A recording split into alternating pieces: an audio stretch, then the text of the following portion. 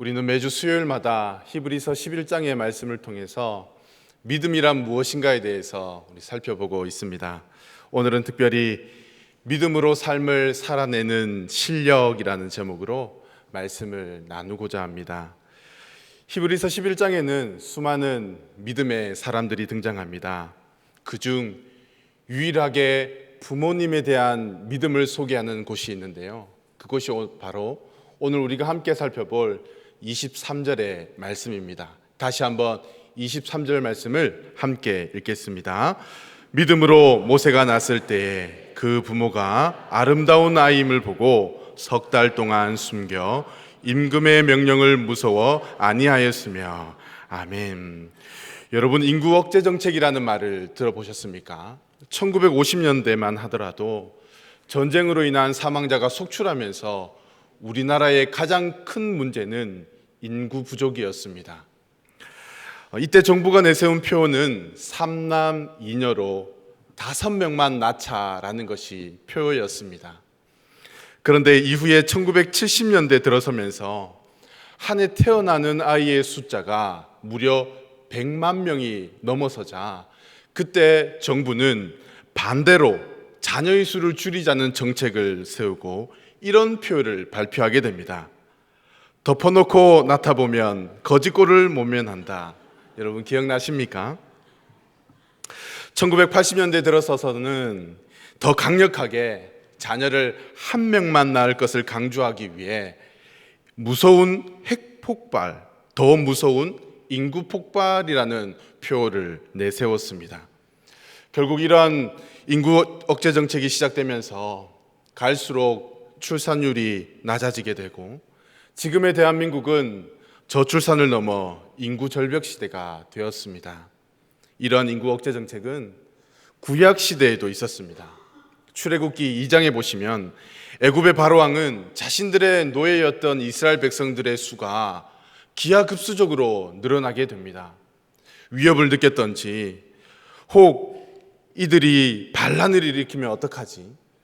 다른 나라와 연합하여서 자신들을 공격할까 봐 두려워하여 걱정되어 인구 억제 정책을 시작하게 됩니다. 그래서 바로왕은 이스라엘 사람들의 인구를 줄이기 위해서 히브리인들에게서 태어나는 남자아이는 나일강에 던져 죽이라고 산파들에게 명령을 내립니다. 그런데 이때 레위 족속의 한 가정에서 남자아이가 출생을 합니다. 그 아이가 바로 우리가 너무나 잘 아는 모세였습니다. 출산의 기쁨도 잠시, 바로의 명령으로 모세는 태어나자마자 나일강에 던져지게 될 운명에 처하게 되고 모세의 부모는 아이를 잃게 될 위기에 처하게 됩니다. 그런데 히브리서의 저자는 이러한 상황에서 아이를 낳은 모세의 부모의 행동을 믿음이라고 그렇게 말합니다. 여러분, 이것이 어떻게 믿음일까요? 제가 본문을 읽고 또 읽고 묵상하고 생각하면서 도저히 이것이 믿음이라고 생각되어지지 않았습니다. 모세의 부모의 행동은 무모하다라고 생각했습니다. 뒷일은 전혀 생각하지 않고 그저 인간적인 욕구와 본능에 따라 행동한 결과로밖에 보이지 않았기 때문입니다. 그러다가 문득 이런 생각을 하게 됐습니다. 히브리서의 저자가 당시에 히브리서를 읽게 될 그리스도인들에게 오늘 23절의 말씀을 통해서 무엇을 말씀하고 싶었을까 하는 것이었습니다. 여러분, 히브리서가 기록되기 4년 전인 AD 64년에는 로마에 아주 큰 화재가 발생했었습니다. 이 화재로 인해서 로마 14개 지역 중 10개 지역이 불에 타고 소실되었습니다. 막대한 피해를 입고 삶의 터전을 잃어버린 많은 백성들의 분노가 극에 달하게 되자 당시 로마의 황제였던 네로 황제는 이 로마의 불을 지른 방화범으로 누구를 지목하느냐면 바로 그리스도인들을 방화범으로 지목하게 됩니다. 이로 인해 그리스도인들은 상상을 초월하는 고난과 박해를 받게 됩니다. 예를 들면 십자가에 매달리는 것은 기본적인 박해였습니다. 그 외에도 불에 태워 죽이거나 짐승의 털 가죽을 입혀서 사냥개를 풀어놓고서는 사냥개에게 물어 뜯겨 죽게 하고 며칠 동안 굶주린 사자의 밥으로 그리스도인들을 주기도 했습니다. 그 가운데 가장 잔인했던 것은 네로 황제는 자신의 정원에 나무를 세워놓고는 거기에 그리스도인들을 묵습니다. 그리고 기름을 바른 후에 불에 태워서 어두워진 자신의 정원을 밝히는 인간 횃불로서 그리스도인들을 그렇게 박해했었습니다. 여러분, 이렇게 그리스도인들을 향한 박해가 심해지자 많은 그리스도인들이 예수님을 부인하고 떠나려고 했습니다. 그 중에는 유대교회에서 그리스도인으로 개종한 유대인 그리스도인들도 있었습니다. 이때 히브리서 저자는 우리가 믿는 예수님은 그 어떤 누구보다도 탁월하시고 우월하시며 그 예수님을 소개하면서 어떠한 상황과 고난과 핍박이 온다 하더라도 끝까지 우리의 믿음과 신앙을 지켜야 한다고 그들을 위로하고 용기를 주기 위해서 바로 히브리서를 쓴 것입니다. 이러한 관점에서 여러분 오늘 본문 말씀을 다시 한번 보십시오. 히브리서의 저자는 단지 그리스도인이라는 이유만으로 비록 너희가 억울하게 박해를 받고 있지만 태어난 것 자체가 슬픔이고 비극이었던 모세와 그의 부모를 생각해봐라. 그들을 생각해보면 지금 너희가 살아가고 있는 이 시대는 그래도 그들보다는 믿음과 신앙을 지키기에 더 수월하지 않느냐? 지금 그렇게 말하고 있는 것입니다. 그렇다면 여러분, 오늘 본문 말씀을 통해서 믿음으로 삶을 살아내는 그 실력을 기르기 위해 모세의 부모를 통해 우리가 배우게 되는 것은 무엇일까요? 세 가지로 여러분과 말씀을 나누려고 합니다. 첫 번째, 믿음의 눈으로 보는 것입니다. 저를 한번 따라 할까요? 믿음의 눈으로 보는 것입니다. 믿음의 눈으로 보는 것입니다. 여러분 23절 상반절 말씀을 보시면 모세가 태어났을 때 아버지 아므람과 어머니 요게벳은 모세가 아름다운 아이였다고 그렇게 말씀합니다. 23절 말씀을 세번역 성경으로 보시면 모세의 부모는 아이가 잘생긴 것을 보았다라고 그렇게 표현합니다. 그리고 같은 내용의 출애굽기 2장 2절의 말씀을 보시면 어머니였던 요게벳이 모세의 준수함을 보았다라고 그렇게 말씀합니다. 제가 영아부를 섬기면서 갓 태어난 아이들을 자주 보게 되거든요. 그런데 볼 때마다 느끼는 것이 있습니다. 몇몇 아이들을 제외하고는 생긴 것이 다 비슷합니다. 이 아이가 그 아이 같고 저 아이가 그 아이 같아서 참 헷갈릴 때가 많습니다. 그래서 아이만 보고는 이 아이의 이름이 뭐지? 라고 생각되는데 어머니 아버지의 얼굴을 보고 그 아이를 보면 아이의 이름이 떠오를 때가 있습니다. 제 경험상 지금 갓 태어난 모세는 아름답고 잘생겼으며 준수함을 생각할 정도의 그런 모습은 아니었을 것입니다. 뿐만 아니라 지금 모세의 부모는 아이가 잘생겼다는 것을 생각할 겨를조차 없었습니다. 왜 그렇습니까? 남자아이가 태어났거든요. 지금 당장 나일강에 버려야 하는 그런 위기 가운데 있었기 때문입니다. 그렇다면 도대체 아름다운 아이로, 잘생긴 아이로, 준수한 아이로 보았다는 것은 무슨 말일까요? 출애굽기 2장 2절 말씀을 보시면 여기에서 준수함이라는 단어는 히브리어로 토부입니다. 영어로는 굿입니다. 좋다, 아름답다, 존귀하다, 보배롭다, 뛰어나다 등의 뜻을 가지고 있습니다. 그런데 여러분, 토부라는 단어는 출애굽기에서 제일 먼저 쓰여진 것이 아닙니다. 창세기에서 하나님께서 천지 창조를 하실 때 하나님께서 지으신 모든 것을 보시고 하나님께서 그 모든 것을 보시고 보시기에 좋았더라라고 하셨을 때 그 좋았더라가 바로 토부입니다. 여러분, 이것이 무슨 말일까요? 하나님께서 만드셨기에 더 이상 손댈 것이 없는 완벽하다라는 의미입니다. 사랑하는 여러분, 모세의 부모가 갓 태어난 아이를 준수한 아이로 보았다는 것은 단순히 이 아이의 외모가 이쁘거나 잘생긴 것을 말하는 것이 아닙니다. 지금 당장 이 아이의 내일을 알 수 없지만 우리 가정에 더 이상 손댈 것이 없는 완벽한 아이를 하나님께서 선물로 주셨다는 것을 믿음의 눈으로 보았던 것입니다. 사랑하는 여러분, 우리 모두에게도 믿음의 눈으로 우리의 자녀들을, 또한 다음 세대를, 우리에게 주어진 그 상황과 환경을 바라볼 수 있는 영안이 열려지기를 예수님의 이름으로 축복합니다. 몸이 열이면 눈은 아홉에 해당된다라는 말이 있습니다. 사람이 살아가는 데 있어서 눈이 차지하는 역할은 절대적이라고 할 수 있습니다. 그러므로 어떻게 보느냐는 너무너무 중요합니다. 여러분, 손주 손녀를 보시면 어떻습니까? 사진만 봐도 눈에서 꿀이 뚝뚝 떨어지지 않습니까? 너무나 귀엽고 사랑스럽고 이쁩니다. 오면 반갑고 가면 더 반갑지 않습니까? 담임 목사님께서 설교를 시작하시기 전에 늘 항상 이렇게 인사하십니다. 좌우 앞뒤 4분 이상에게 환한 미소와 따스한 눈빛으로 서로를 보고 인사교제하자고요. 여러분, 지금 내 옆에 앉아 계신 분들, 또 사랑하는 가족들, 여러분은 어떤 눈빛으로 바라보고 계십니까? 원수를 보듯 죽일 듯 바라보고 계시진 않습니까? 혹 여러분에게 다가온 온갖 부정적이고 절망적인 상황들을 여러분들은 어떻게 해석하시고 어떤 믿음의 눈으로 바라보고 계십니까? 히브리서를 공부하면서 우리가 배우는 것이 무엇입니까? 믿음은 보이진 않지만 보는 것입니다. 비록 절망적인 상황에서 모세가 태어났지만 그의 부모가 믿음의 눈으로 토부의 시각으로 보았던 것처럼 말입니다. 바라는 것은 오늘을 살아가는 우리 모두가 상황적, 환경적인 사람이 되기보다 믿음의 눈을 들어 토부의 시각으로 삶을 살아내는 실력을 갖추는 멋진 하나님의 사람들이 되시기를 예수님의 이름으로 축복합니다. 아멘.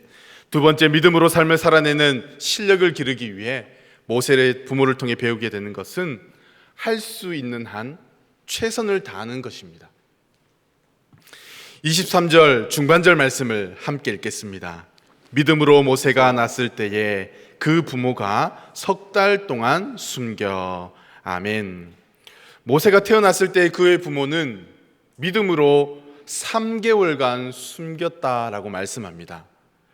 영국 런던 대학의 한 연구단체에서 실시한 유아의 울음에 대한 연구 결과에 따르면 보통 건강한 아이는 생후 3개월까지 하루에 총 2시간 정도를 운다고 합니다. 울음은 신생아의 유일한 의사소통 방법이기 때문에 아이가 우는 것은 지극히 정상입니다. 그리고 신생아의 언어 발달은 울음을 통해 발달하게 됩니다. 한 번은 아이의 울음 때문에 제가 마음고생을 한 적이 있었습니다. 원룸에 살 때인데요, 아침 저녁으로 아이가 얼마나 우는지 아랫집 윗집에서 옆집에서 참고 참다가 올라오신 거예요. 도대체 아이가 왜 이렇게 우냐고, 안 달래고 뭐 하냐고, 잠 좀 자자고 하면서 이렇게 이야기하시면서 올라오신 거예요. 그런데 그때부터요, 아이가 울면 또 올라올까 봐 울면 입을 틀어막고는 얼른 안아서 아이를 달래는 거예요. 그런데 그래도 울음을 그치지 않으면 등에서 식은땀이 날 정도로 그렇게 마음을 졸였던 적이 있습니다. 하지만 여러분, 모세의 울음은 달랐습니다.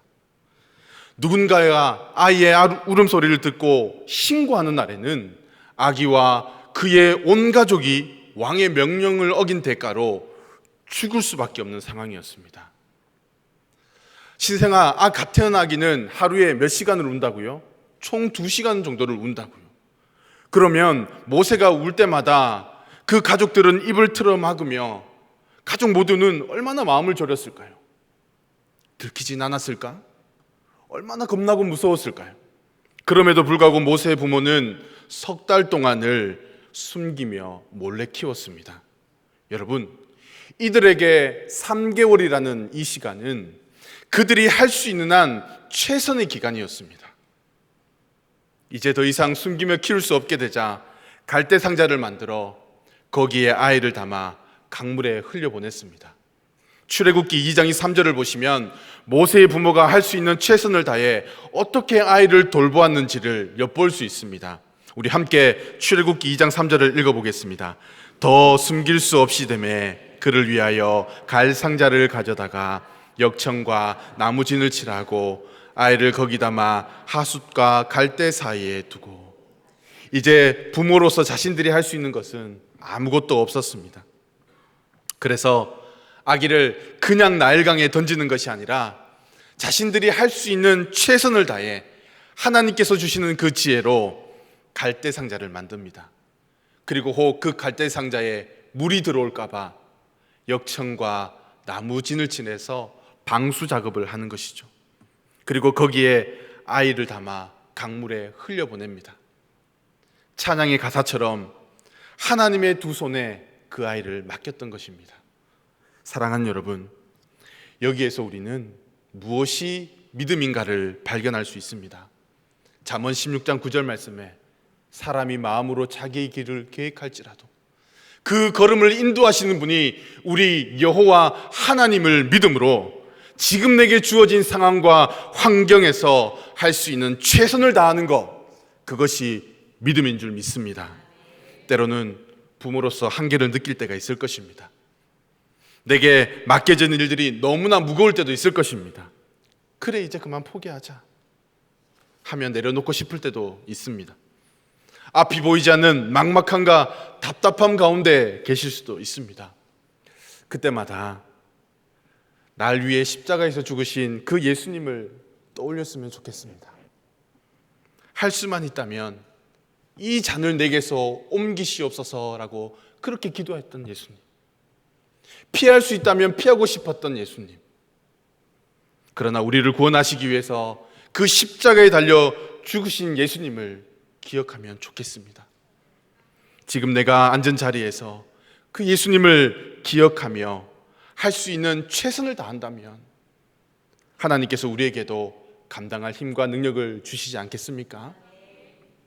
여러분이 어느 곳에 있든지 무엇을 하든지 누구와 함께 있든지 상관없습니다. 지금 내가 있는 그 자리에서 할 수 있는 최선을 다하고 나머지는 하나님께 맡겨드린다면 하나님께서 이루시고 역사하실 줄을 믿습니다. 특별히 이제 29일과 30일 금요일과 토요일 양일간에 걸쳐서 그동안 코로나로 인해 하지 못했던 대형 워터 페스티벌을 준비했습니다. 제가 준비한 것은 아니지만 우리 치학부 목사님들과 우리 선생님들께서 밤낮 할 것 없이 얼마나 열심히 준비하신지 모릅니다.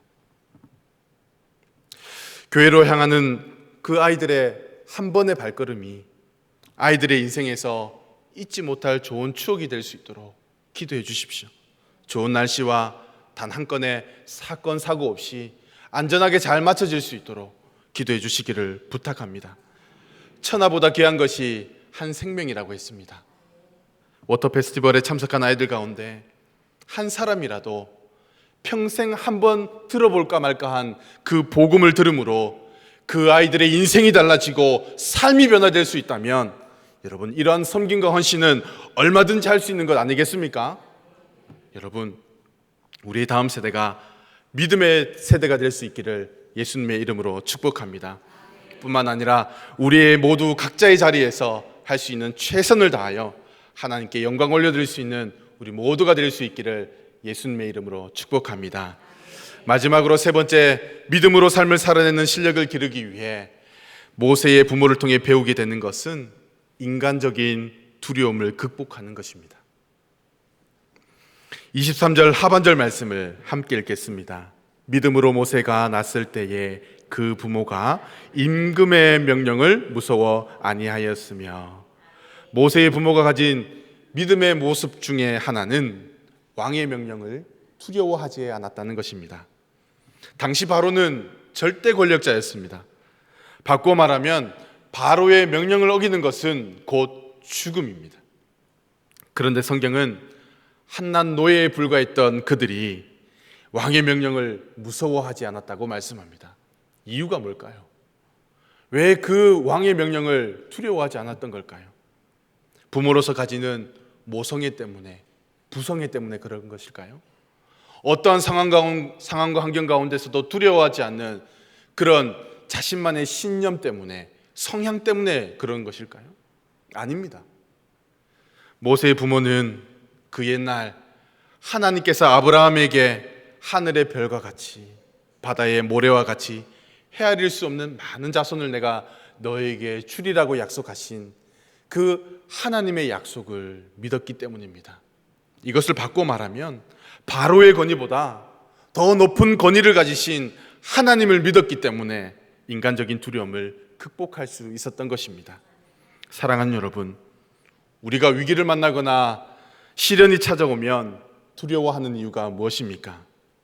나에게 찾아온 그 위기와 시련 때문에 그동안 내가 쌓아온 모든 것이 무너질까 봐, 내 인생이 끝난 것 같다고 느껴지기 때문 아닙니까?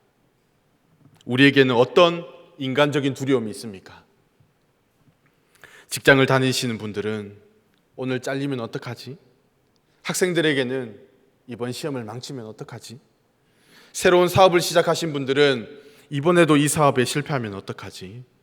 늦게 결혼해서 아이를 가진 부모들은 유산되면 어떡하지?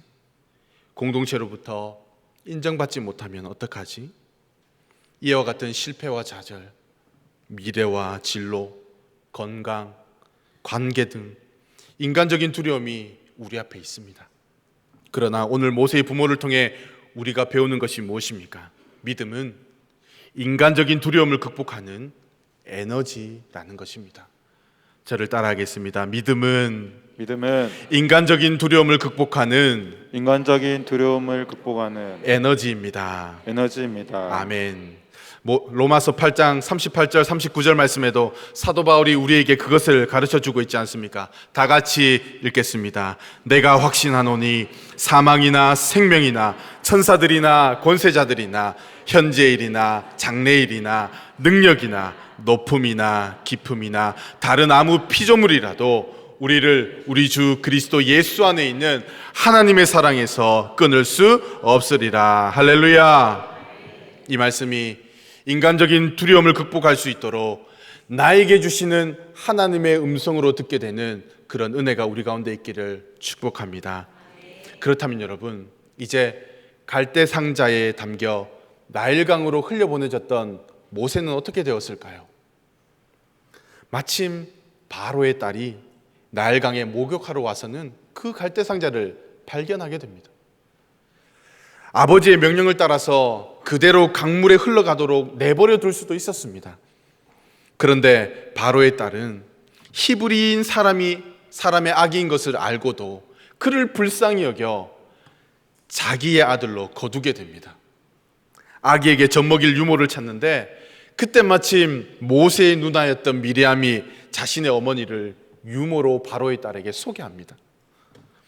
그리고 모세의 어머니는 바로의 딸에게 월급을 받아가면서 자신의 아들이었던 모세를 집으로 데려가 기르게 됩니다.